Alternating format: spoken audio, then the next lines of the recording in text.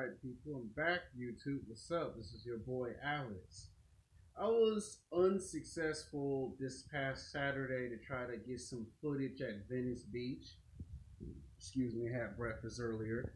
I promised y'all 2 videos back to back for spring break. And unfortunately, I cannot film at Venice Beach because the police at the Venice division, they have a rule that you got to have a film permit to film at Venice. You just can't come to Venice whenever you feel like it, whenever you want to, and film a video. If you try to film on your cell phone or on your camera, they can come in and confiscate it and then give your ass arrest you and then give you $1,000 fine, and then you get banned from Venice and you can't come back for like 2 years. So we got to get a film permit. But I will go to schools like LA City College and Santa Monica College and still give you that video. If it doesn't come in the summertime, then you'll wait for it in the summer. So keep your fingers crossed. Now that I got that order of business out of the way, there's another order of business I want to get out of the way. And that is this unknown subscriber. I'm not going to say his first name because I go to Los Angeles City College, and out of respect for him, I cannot tell you his name, I cannot tell you his job title or his occupation, but he has been expressing some dissatisfaction in the past 2 months. He feels like I should make YouTube videos about sexual harassment in the Me Too movement, and what he doesn't seem to understand is I make the YouTube videos I want to make. And I asked him 2 weeks ago to make me 3 YouTube videos about why he get rejected by the opposite sex. And I still have not seen those YouTube videos. And then he did something that he wasn't supposed to do. He tried to private message my best friend here on YouTube named Zach Deloney about trying to make the same 2 videos. And I'm here to tell you in this warning, dear subscriber, do not go back to his private message again and ask him to make those 2 videos, because he already told me yesterday, 24 hours ago, that you private message him not once, you private message him twice. And then he told me that when you asked him, he said that you got upset and said that I and him did not make the videos of sexual harassment and Me Too. It's my YouTube channel. I can make whatever YouTube videos I want to make. Now, if you want those videos, then you better be on your best behavior and sit back and don't ruin all the spoiled fun for everyone else. You know that old saying, it only takes one bad apple to ruin it for everybody else? So everybody else won't get no more future videos because of your absurd whining and complaining. And when we get to the summertime, I'm going to make a YouTube video called The 5 Reasons Why You May Be or May Not Be an Beta Male. Oh yeah, that video is going to come. And some of y'all going to get a little upset with that video because the stuff I'm going to say in that video is not advertiser friendly on YouTube. But I'm telling you, dear subscriber, and a nice warning, don't go back on his page and private message him again with those requests. He told me he already gave you a free video last week, and he told me you didn't even have the decency to say thank you. So if you go back there and he cuss you out, it's not my responsibility. If he block you or say something to you that's rude and disrespectful, it's not my responsibility. You should have not went on his page and asked for those requests in the first place. He said 2 months ago he already made a video about sexual harassment and about the Me Too movement. And he told me that you replied back with an attitude saying you wanted an update version. You want an update version, dear YouTuber? Why don't you go on YouTube on your channel and why don't you make the videos that I asked you to make in the first place? I'm not talking to everybody else. I'm talking about this one unknown subscriber that subscribed to me in the past that watches all my videos talking about he want me to make sexual harassment and the Me Too videos. Bro, it's my YouTube channel. I can make whatever I want to make. Whatever content I want, I can make whatever I want that content to be about.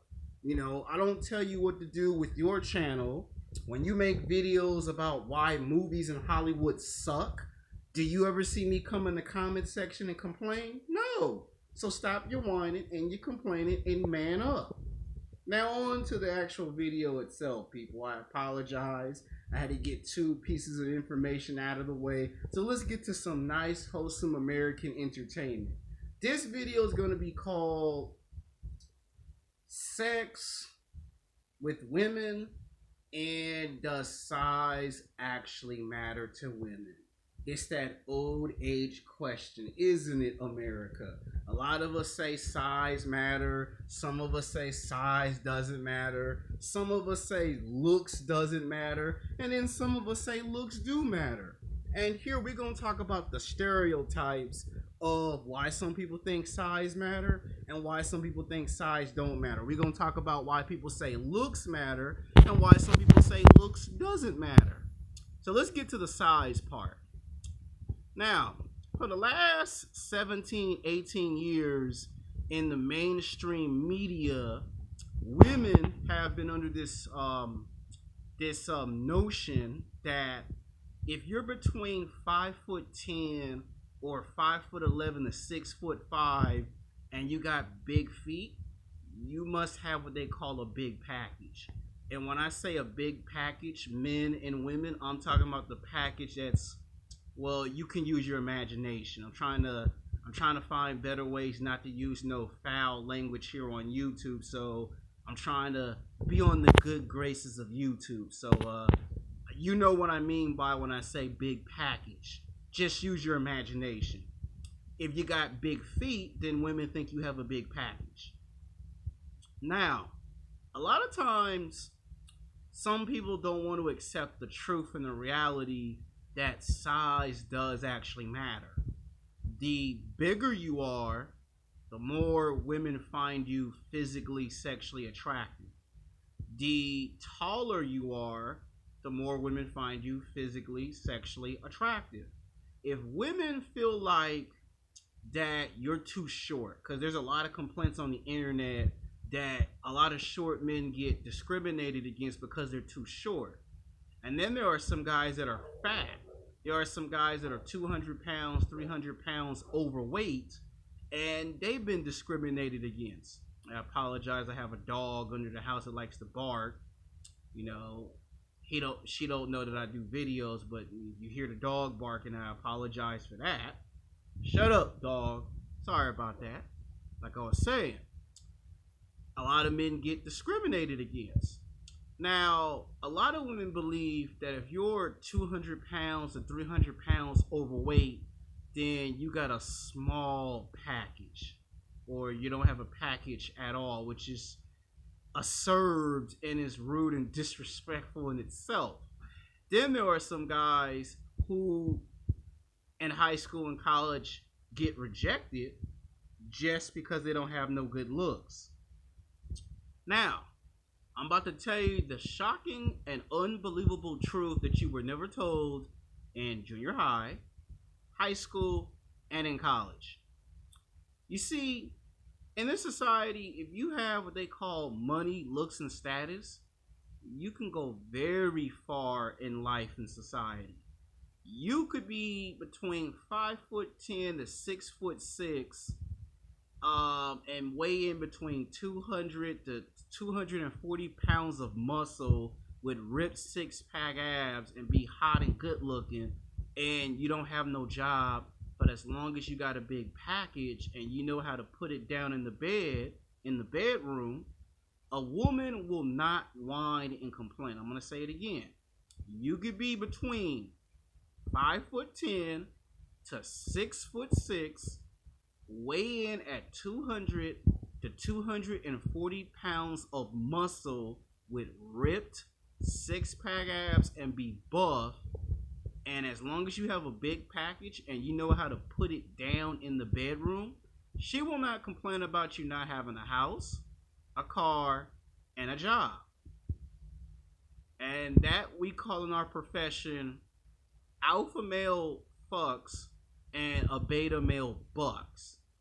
Now, the alpha male is the guy that doesn't take women out to lunch and dinner, and he doesn't pay for lunch and dinner. but the beta male pays for lunch and dinner. The beta male goes 6 months to a year not getting no ass. And like I said, in the summer, I'm going to make a video called the 5 top reasons why you may or may not be an beta male. But in this video, we're going to talk about, does size matter and does looks matter? That's what we going to answer these 2 questions, because a lot of times we have what they call stereotypes, and people want to know about these stereotypes. Now let's look at black men for an example. African American black men here in America. Anytime a black man plays basketball, football, or goes in the gym and works out, about 99.99% of the time, a woman will find a black man physically, sexually attractive just because he's bigger, he's stronger, and he's faster, and he's more athletic. And most white women and most Latino women, they may not say it and they may not admit it at first, but the reason why they come on to a black man is because they know we have a much bigger package. And they don't want to tell this in front of their friends and family, because their friends and family might get angry and upset with them for speaking out on their sexual fantasies. And when a woman cheats on her boyfriend or husband, 99.99% of the time it's with a black man. So if you're a white guy and you're dating a hot, attractive white girl, and then one day you come home from work and you see her having sex with a black man, then it's because she found that black man physically, sexually attractive. And then a lot of these white men become angry and enraged directly towards us because, you know, our big packages is the cause of the breakup of the relationship. Now, it is rude, and I'm not gonna lie, it is rude and disrespectful of some white women and some Latino women that if you're dating a white man and you cheat on him, then it's rude and disrespectful, because the least you could do is open your mouth and tell that man, good or bad, honestly, how you feel. I mean, if I was a white man and I came home and I saw my woman having sex with a black man, I'd be pissed the fuck off too. I'd be enraged too. But here's where I gotta put out some hypocrisy, because, you know, I gotta talk about the math and the science. When a white man dates a black woman, a lot of people will alternate times say that that white man is with that black woman because she has a big butt. So if it's a white girl with a black man, then the stereotype is the white woman is with a black man because he has a big package. And when people say the white man is with a black woman because she has a big butt, those are your 2 stereotypes. So what's happening is the white man gets stereotyped in a bad way, because people are saying, oh, the only reason why this white man is dating a black woman is because she has a big booty. And to me, that's rude and disrespectful to do that to a white man, because you don't know the reasons why the white man want to get with a black woman in the first place. You only could assume that part of the reason is because she has a big booty. Now, I've heard some white men say they love black women with a big butt, but I heard them name off at least 5 other reasons that are logical on why they want to date a black woman. And people have always stereotyped the white girl by saying that the only reason why she want to get with a black man is because he has a big package. And that might be true, but there are other reasons why a white girl may do that. Then when people try to make it seem like that all black men that date white women is good for is for having a big package, it's rude and disrespectful to black men, because that's not all that we're all about. We're not all about having a big package and playing basketball and football, and that's all we bring to the table. There are other factors and other things we bring to the table. Now, some of you will agree, some of you will disagree. It is okay to agree to disagree. Some of you will thumbs up the video. A lot of you will thumbs down the video. Some of you will come to the comment section and say I'm correct. Some of y'all will come to the comment section and be upset and express your displeasure of the video. And it's okay to come in the comment section and display displeasure. It's okay. It's called having your own opinion of an interpretation.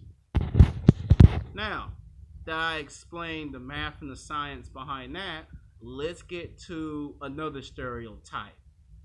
Does looks actually matter? And I'm going to say the answer is yes. I think that looks and having a big package actually go together. Because anytime a woman see a man that's between 5'10" to 6'6" and she sees that he has big feet, she automatically assumes he has a big package. And you could have no house, no car, and no job, but if you got a big package, that woman is not going to whine and complain. If you get on your hands and knees, and I ain't gonna say it on YouTube, but I'm gonna give you a code name. If you get down on your hands and knees and you make love to the woman in sweet apple pie, there ain't gonna be no complaints about you not having no house, no car, and no job. Now, if you look good and you have the big package and you got the 2-for-1 special, you ain't got to worry about having a house, a car, and a job. You just got to display a lot of masculine energy. You got to display a lot of masculine traits. You got to show what it means to be a man. Now, I'm not saying don't have no house and no car and no job. What I'm saying is there are times in this life where you might know somebody that plays basketball, football, that you know personally in the streets. That is what I described. They don't have no house, no car, no job, but they be getting some of the most fine women on the planet Earth, and you scratch your head and you try to figure out, what is it that he has that I don't have? He's got looks, he's tall, and when people say that size don't matter, size does matter. And how do I know this? I did what they call social experiments. And no, I'm not going to say the name of the dating websites. You got to find that out for yourself, people. I went on at least 3 or 4 dating websites. And you know what I found out on those websites? That women have what they call unrealistic expectations. And I showed them pictures of my use your imagination. I'm not going to say it. And a lot of these women were blown the hell away. And that's proof of evidence that looks does matter. Then I showed them a picture of when I was fat and out of shape from 10 years ago, and they immediately sent me a message saying you need to go to the gym and lose some weight. Then I showed them a picture of me being in athletic shape, and then they looked at me and said, so what gym do you work out at? Then I sent them a third picture, and I tricked them. And with a third picture, I showed them a picture of my teeth was messed up. And they said, well, you need to take your ass to the dentist and get your teeth fixed. So that clears up that looks actually does matter. Now, why do I say size matter? Because there have been some stories, and I can't tell you the person's name, but this one guy had sex with a black woman that was 200 pounds 10 years ago. And she talked about how small his package was, and she went up to a school one day and she told the whole class and embarrassed him and publicly humiliated him because he had a small package. Now, to me, that's rude and disrespectful of women. I don't care if you're a black woman, a white woman, a Latino woman. You don't go out in public and disrespect someone because you didn't like the sexual performance. You know, I mean, that's just how a person feel about that. And it's the same thing with a man. If a man is dissatisfied, then you don't need to go out in public and put someone's business out there for the whole world to see. What you should do is sit down in privacy and say, hey, what can I do to improve on my performance? It's like playing basketball or football. That's how I describe sex. You know, I describe sex like playing basketball and football. That if your performance sucks in a basketball game, you best believe the coach is going to call timeout and make you sit for the rest of the game. And you probably won't get back in the basketball game for a long time. You might go 15, 20 games before the coach lets you get back on the floor and play at a high competitive level. So I describe having sex as playing basketball and football. There's good performances, there's average performances, and then there's what they call terrible performances. And you have to understand the difference between the three. It's like going to college and getting an A. If you get an A, that means you're the best. You get a B, that means you got some stuff you need to improve and work on. And if you get a C, then you just average. Your performance level is just average. And God forbid if you get a D, it means you're just terrible as hell. So that's how I describe sex, as getting good grades and playing basketball and football is what I describe. And a lot of times, the guy who looks the best gets the most women.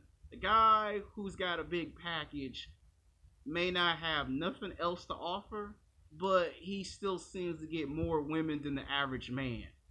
That's from what I've noticed. Guys that are like 6 feet, 6'2", 6'4", 6'6". A lot of times guys can be the same height as LeBron James, 6'8". They don't have much going on in their life, but because they're tall, they get more female attention. Now, does that mean they make more money than you? Probably not. Does that mean they're more smarter and intelligent than you? No, it does not. Does it mean they're better than you? No, it doesn't mean not. But because these guys have one thing that makes them stand out, that's why they seem to get more of the attention. So typically this is just a makeup video. Tomorrow I'll give you another video, and that video will be called Sex with Single Moms and Stay the Hell Away from Single Moms. That's going to be a controversial video, and we'll see how it turns out tomorrow. Peace.